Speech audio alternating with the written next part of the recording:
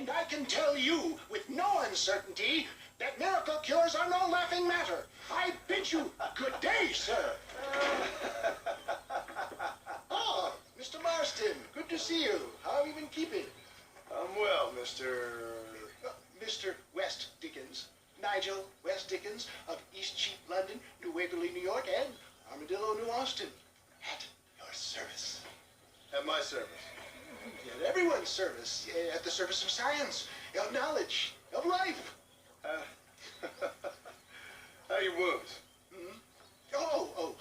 Much, much better. But then they would be. Would be.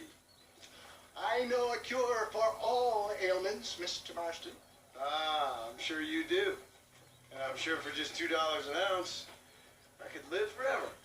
Oh, but for you, sir, I do a bulk discount rate of $1.95 an ounce. As long as you buy 100 ounces or more. That's a lot of immortality. Give it up, old man. That's Mr. West Dickens to you, boy. Give it up, old man. Listen, Marston, I'm broke, but this stuff is good. It works. I need a healthy young man like you. Come along, let's ride over to my newest customer at Ridgewood, and I'll explain while we go. Okay.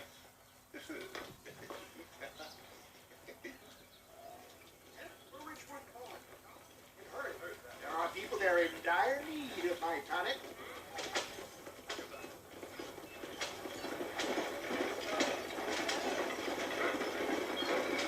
I heard about you, Mr. West Dickens. And I about you, John Marston. For the love of God, try to stay on the road.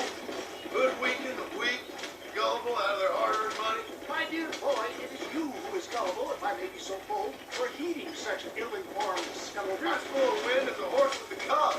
I have given class to begin, and for that I will not apologize.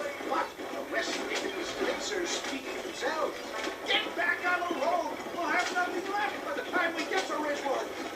If my tonic is such a sham, how do you explain the fine fettle in which you find me? Last time you saw me, I was knocking at death's door. You should thank the doctor for that. I reckon you were acting it up worse than it was. Act I can, John. More convincing fellow there has never been. Stay on the road! You're going to destroy the merchandise! So shall you. Here, Diablo or Cassio, me. For the love of God, try to stay on the road! I don't like the sound of that. Get back on the road! We'll have nothing left by the time we get to Ridgewood. Showmanship, John. The flourish. The bow. We are operating in a competitive marketplace. Our product must stand out. How does this involve me? We're going to use your God-given talents to our advantage. I'm really starting to regret I'll drop this. you off at the outskirts of Ridgewood. That way, it won't look like we came together. Once I'm set up, saunter nonchalantly into the crowd that is sure to be forming. Eventually, I will call you up to try my tonic. After extolling the virtues, you hop out here, John. Follow me in on foot.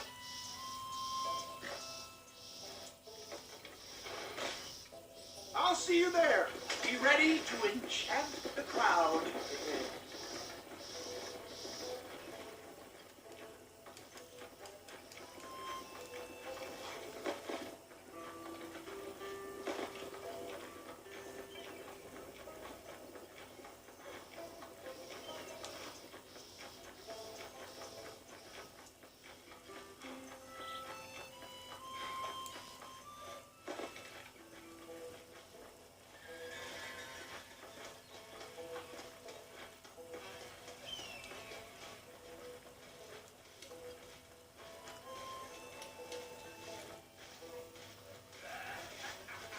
Gangrene, hemorrhoids, ingrowing nails, cancer, say farewell to them all. Friends, hard-working souls of Jola Springs, gather round, gather round. Do you suffer from rheumatism, lumbago, acute chronic sciatic, neurologic, or inflammatory pain? Well, I represent the only company that makes the genuine article that cures headache, neuralgia, earache, toothache, backache, swelling, sprains, sore chests, swelling of the throats, contracted cords and muscles, anxieties and ravaged nerves, stiff joints, wrenches, dislocations, cuts and bruises, and it adds vitality and vigor to the healthy man. But can you prove it, old man? Oh, I'm sure there's some customer here who can prove the qualities of its by take a drink right now. You, sir, come up here. Step right up.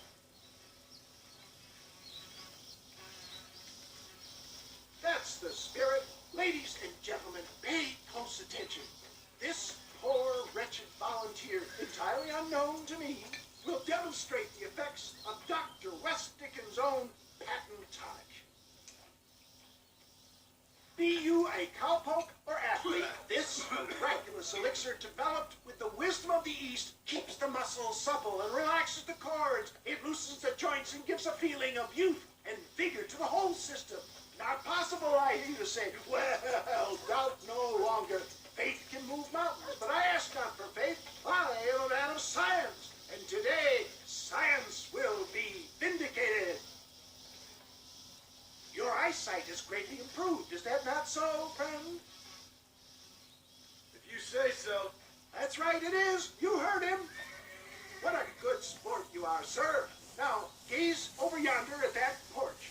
If you squint, you may just be able to make out the skull that's hanging there.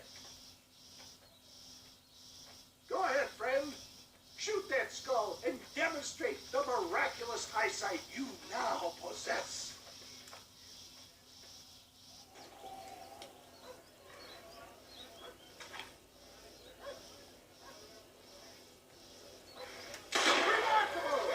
Eyesight of an eagle, granted by imbibing Dr. West Dickens' own patent tonic. Anybody can make that shot. This man is a fraud. If your eye's so damn sharp, why don't you try shooting my hat out of the air? My friends, our test case has been challenged to shoot a gentleman's hat out of the sky above our heads. You can fool these men, but you ain't fooling me. Right. Let's just see how sharp you is with a movement target. Right, friend. Here comes the throw.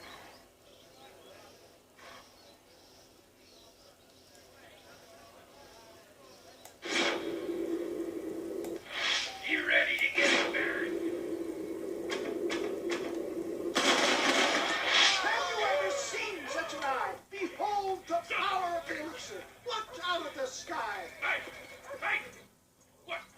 You think you can put a hole in a man's hat and just walk away, do you? That ain't gonna work like that. Come on! Are you a man or not? A challenge of battle has been offered to our volunteer. Let the battle commence! Come on, tough guy. Just look at the strength the tonic has afforded him.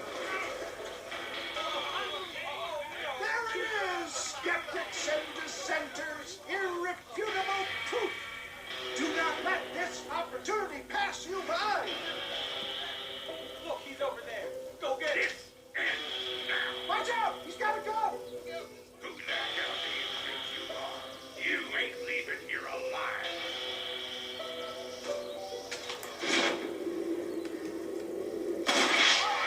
Marvelous shot, dear boy. The kind of deadly accuracy that can only be afforded by the West Dickens elixir. Come, I have plenty for all. Hey, where you going? No harm in trying one bottle, I suppose. Well, I think that went kind of well, don't you? I'm just glad that my normal job involves either chasing after cattle or murderers. Not the likes of you, mister. Don't be like that. Now, if you'll excuse me, I'd like to say my goodbyes, head on back to the real world. Wait, sir. I've been thinking about your predicament, and I think I may have an idea.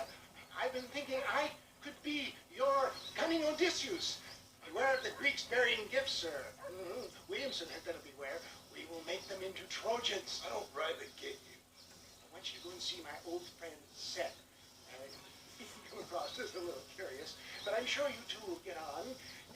He's most often found at Coots Chapel. He's very devout. Why see him? Because between him and me, we can get those gates to open for you, and you can walk right in, just like in Homer's great Trojan yarn. Yeah.